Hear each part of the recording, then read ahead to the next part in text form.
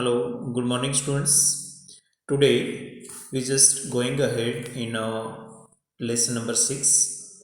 As you know, in previous two lectures, we gone through all basic theorems and particularly practice or application of theorem number 6.1 and 6.2 in last one. Okay, and you solve few sums also. Today, I am giving you few more sums, extra sums, not from textbook, related to theorem number 6.1 and basic definitions of similarity. Okay, तो आगे नहीं बढ़ रहे हैं, आज नया topic को start नहीं कर रहे, we just practice more about that. So we first of all revise that theorem number 6.1 again. Okay, तो पहले तो देखो मैंने एक केस लिया है, स्टेटमेंट नहीं दिया है, जस्ट आप एक एग्जांपल देख लो जो आपके सामने है. Triangle A B C, D E parallel B C, D belongs to A B and E belongs to A C. क्योंकि डी का मतलब डी कहाँ है और ई क्या है वो पर्टिकुलरली हमें बोलना पड़ेगा. तो क्या क्या है, तो अकॉर्डिंग टू थ्योरम 6.1 ये आपको पता है, A D upon D B is equal to A upon A C. That is very frequently we just using it. Now doing component at denominator, आपको पता है, तो मैंने लाइव मीटिंग में ये समझाया था कि अगर आप डी नोटर में कंपोनेंट करो, कंपोनेंट मतलब को पता है एडिशन.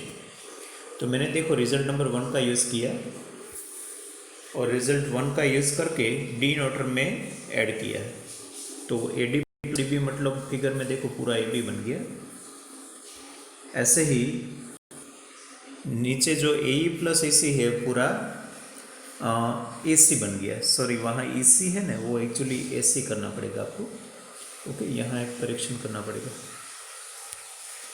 जो ई सी है ना वो एक्चुअली क्या बनेगा, ए सी. ओके, ये करेक्शन करके लिखोगे आप. अंडरस्टूड, समझ गए, ऑब्वियस है. और ऐसे ही हम अगर डी नोटर की जगह न्यूमरेटर में हम कंपोनेंट करें रिजल्ट नंबर 1 का, तो क्या बनेगा देखो, A D plus D B upon D B, A plus E C upon E C. तो ऊपर पूरी साइड बनेगी देखो ए बी एंड ए सी. बाद में हम इसको इन्वर्ट कर देते हैं, इन्वर्टेड. तो इन्वर्ट कर दो तो ऊपर जैसा 2 नंबर जैसा एक 3 नंबर का रिजल्ट मिला. देखो 2 नंबर का रिजल्ट में क्या था, अपर सेगमेंट अपॉन साइड थी, यहाँ लोअर सेगमेंट अपॉन साइड बन गई. देखो ओके, तो तीनों रिजल्ट एक साथ हम दो हमने डिराइव किया है. एक ऑलरेडी थेल्स थ्योरम का खुद का है. ओके, सो ये तीनों आप यूज़ करोगे जहाँ ज़रूरत है वहाँ पर. हाँ, और एक सिमिलरिटी की वजह से मैंने आज वो भी समझाया था कि यहाँ ए इक्वल टू ए होता है, डी इक्वल टू बी होता है और ई इक्वल टू सी होता है. क्यों, ये कॉमन है, D and B corresponding angle है, तो लाइन पैरेलल है तो कॉरस्पॉन्डिंग एंगल इक्वल होगा. ऐसे ही ई एंड सी भी इक्वल होगा. तो पूरा ट्राइंगल ए बी सी और ऊपर वाला छोटा ट्राइंगल ए डी ई, वो दोनों सिमिलर बनता है. तो सिमिलरिटी के हिसाब से और हमें 3 रेशियो का ऐसा रिजल्ट मिलता है. तो एक जो आपके सामने एक ही केस है, इसके बारे में अलग अलग ऐसा कुछ आप यूज़ कर सकते हो अकॉर्डिंग टू क्वेश्चन. ओके, तो ये ठीक से आपको फेयरबुक में लिखना है. जो स्टार में है वो हमें पता है, जो कुछ मैं स्टार में देता हूँ वो फेयरबुक. और आज मैंने जो एक्स्ट्रा सम दिया है वो भी सारा फेयरबुक में लिखना है. ओके, मैंने जो सॉल्व करके दिया है, आप होमवर्क में दिया हो होमवर्क बुक में लिखोगे, लेकिन मैंने जो सॉल्व करके सम दिया है अभी मैं आपको वही बताने वाला हूँ. So this is the very basic related to that figure. Now look at number 2. मैं अभी क्वेश्चन भी दे रहा हूँ, सॉल्यूशन भी दे रहा हूँ. देखो बहुत सिंपल है. X Y Z is similar to D F. X Y given, Y Z given, Z X given, मतलब एक्स वाई जेड ट्राइंगल की तीनों साइड दी गई है और डी एफ 12 दिया है. तो find perimeter of D F. तो वो भी मैंने समझाया था आपको कि 3 रेशियो तो बनता है, लेकिन आप ज़रूरत पड़ी तो 4th रेशियो भी ऐसे बना सकते हो.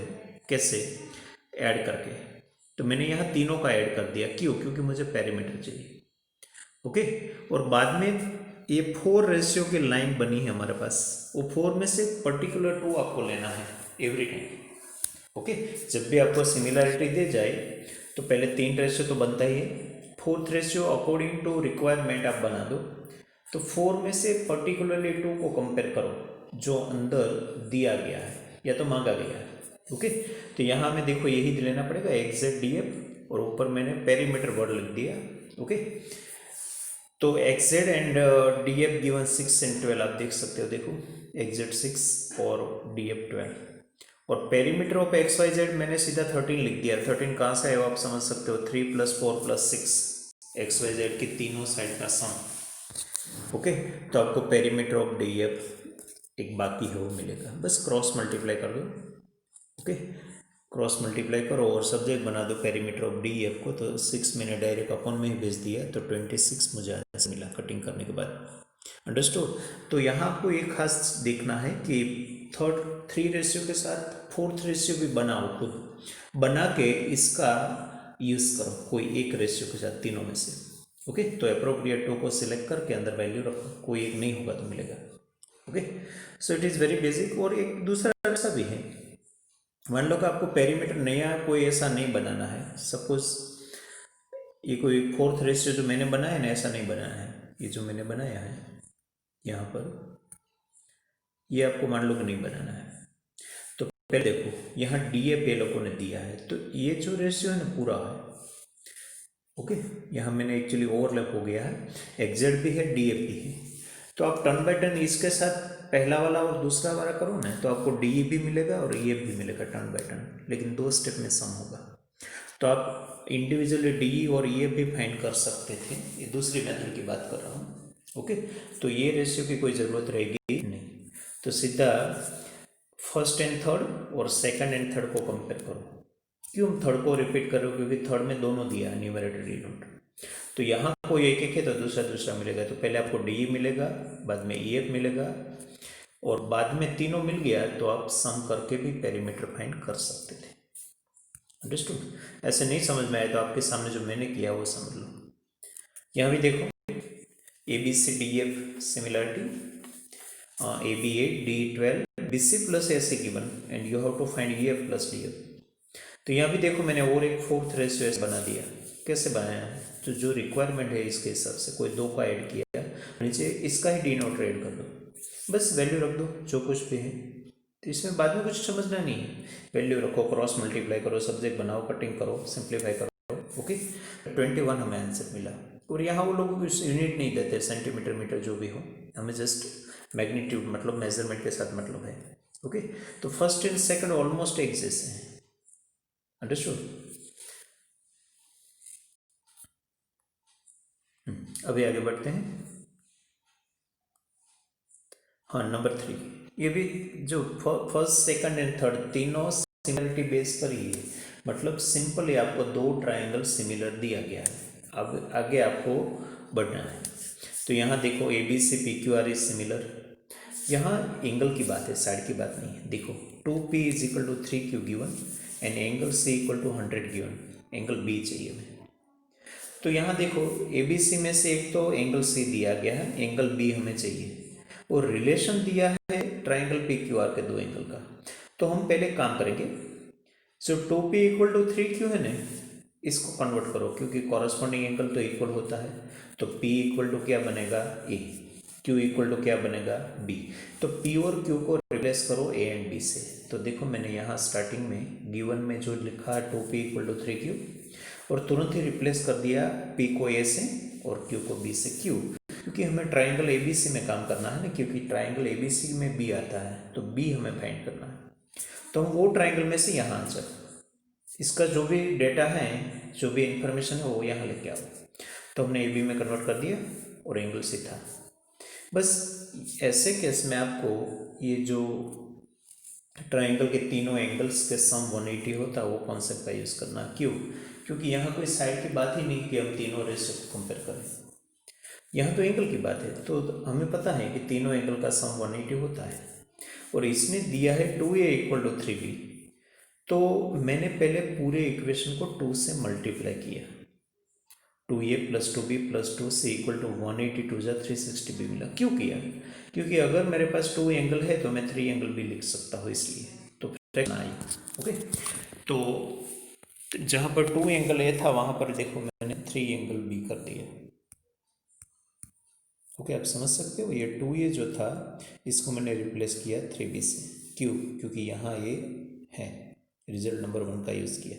आपको ब्रैकेट में लिखना है तो लिख सकोगे यहाँ पर कि यूजिंग 1, अंडरस्टूड। और b तो b ही रखना है, और एंगल c की वैल्यू ये लोगों ने 100 दी गई है, देखो क्वेश्चन में ऊपर है, तो अंडरस्टूड।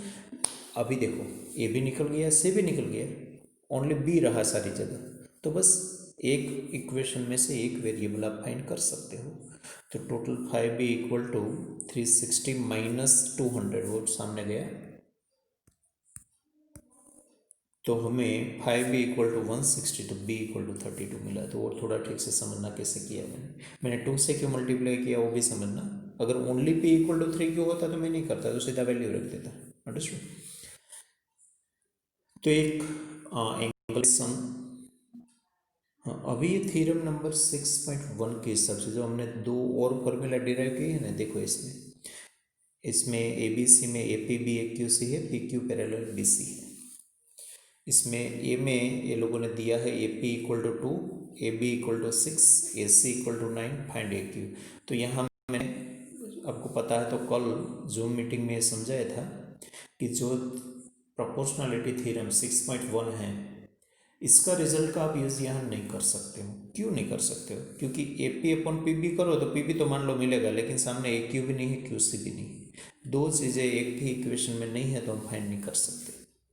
तो यहाँ हमने जो कंपोनेंट होकर के नया रिजल्ट लाए थे ना, वो यूज़ करना है, वो यहाँ डिराइव नहीं करना है, सीधा लिखो कि सेगमेंट के सामने साइड। तो यहाँ देखो सेगमेंट, अपर सेगमेंट लेंगे ना हम, तो A P upon A B, A Q upon A C.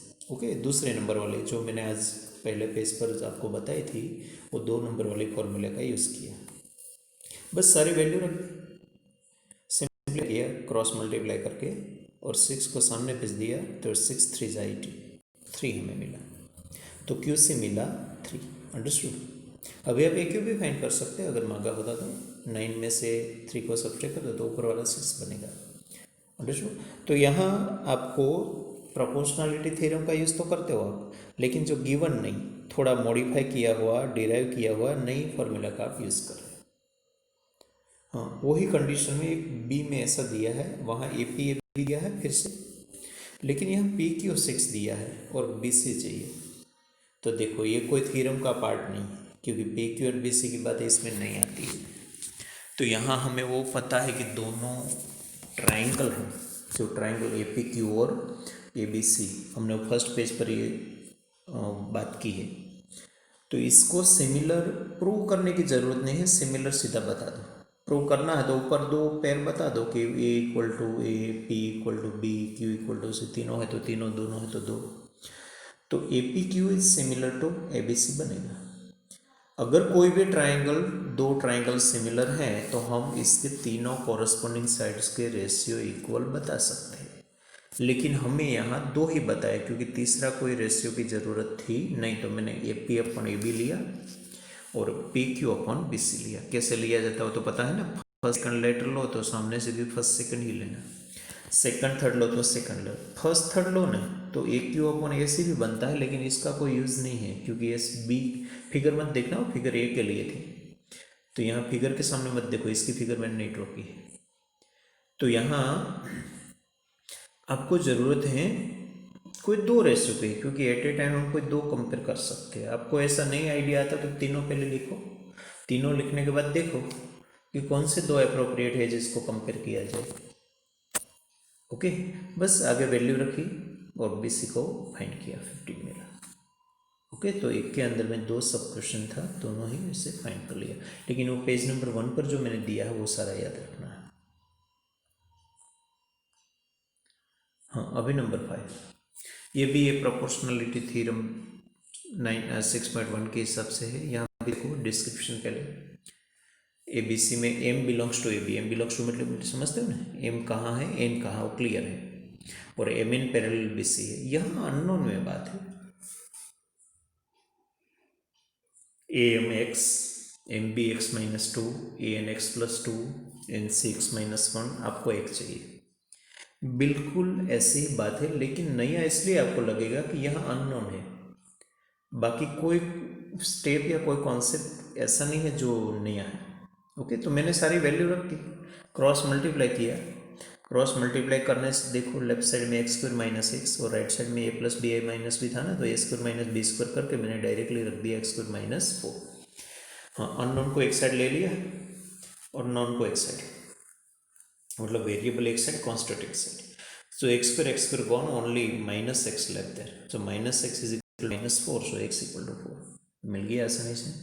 Okay, तो ये भी कुछ नया नहीं था, लेकिन यहाँ अननोन की बात थी तो वो भी थोड़ा याद रखो, आगे ऐसा बोर्ड में भी पूछा गया है एक बार, तो थोड़ी ऐसी प्रैक्टिस करना। अभी होमवर्क में मैंने ऐसा ही सम दिया है जो मैंने करवाया है, अभी आपके सामने है, जो हमने डिस्कस किया है जस्ट वो आप देख लेना ठीक से, समझने के बाद ही आएगा आपको। ओके, 1 नंबर में देखो सिमिलरिटी बेस्ड सिंपल क्वेश्चन है, सेकंड में भी ऐसा ही है, थर्ड में मेन क्वेश्चन में वो एक फिगर वो बनी है प्रोपोर्शनलिटी थ्योरम वाली, इसमें 3 सब क्वेश्चन मैंने रखा है, वो तीनों समझ लेना, वो भी अंदर किया हुआ सम है सब। यहाँ एक 3C लास्ट जो है ना, इसमें क्वाड्रेटिक इक्वेशन बनेगा, आप देख लेना।